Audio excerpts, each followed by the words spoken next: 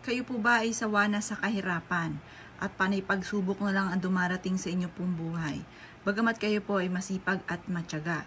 Mainam po na gumawa kayo ng ganitong mga pamamaraan at ito po mga bossing ko ay pabibilisin ang magandang takbo ng inyo pong kapalaran.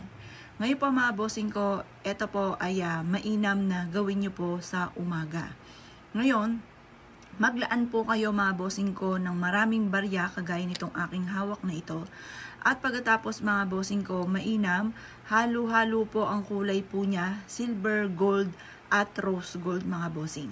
Ang silver ay nagtataboy ng kamalasan at ang gold ay nag-a-attract ng masaganang pamumuhay at ang rose gold naman mga bossing ko ay mabilis na solusyon sa mga problema.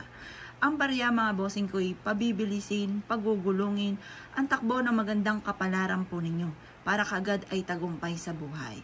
Ngayon pa mga bossing ko, mas mainam na ilagay nyo ito sa isang clear na lagayan. Kagaya nitong aking pinapakitang ito, kita ang loob at kita rin po ang labas. Maswerte ang dulot po nito. Ngayon pa mga bossing ko, humawa ka ng maraming barya mga bossing ko at nakaharap ka sa gawin silangan. At mag-wish po kayo na sa pamamagitan ng pampaswerting ito ay siksik-liglig at umaapaw at maraming blessing ang darating sa akin. Lagi niyo tatandaan mga bossing ko na ang ating mga pampaswerte ay sangkap lamang upang sa ganon tayo po ay maging matagumpay sa buhay. Ito po mga bossing ko, kung napapansin ninyong masipag ka naman, matyaga, pero lagi ka nalang walang pera at lagi kang kinakapos sa inyong pampinansyal at napakarami mong mga pagkakautang, mainam na huwag ka na magpatumpik-tumpik pa. Gawin niyo na po ito sa napakaraming barya. Ito ay tutulungan ka upang sa ganon masigit ka na maka-attract ng swerte. Maraming pera ang dumating po sa inyo. Kailangan kayo po ay positive lamang habang kayo ay nagwi-wish na mula sa inyo pong puso mga bossing.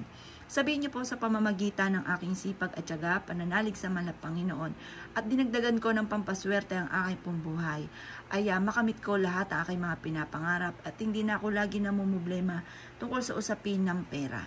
Ganon ang mga pagwi-wish mga bossing. Ngayon po mga bossing ko, sabihin niyo po, magkakaroon ako ng maraming pera. Siksik-liglig at umaapot, maraming blessing ang darating sa akin. Simula ngayong araw na ito, makakamit ko ang lahat ng aking mga pinapangarap. Iaadya ako ng mga pampaswerteng ito kung saan magkakaroon ako ng maraming pera. Ganon ang mga pagwi-wish na walang gamit na sana, direct to the point mga bossing.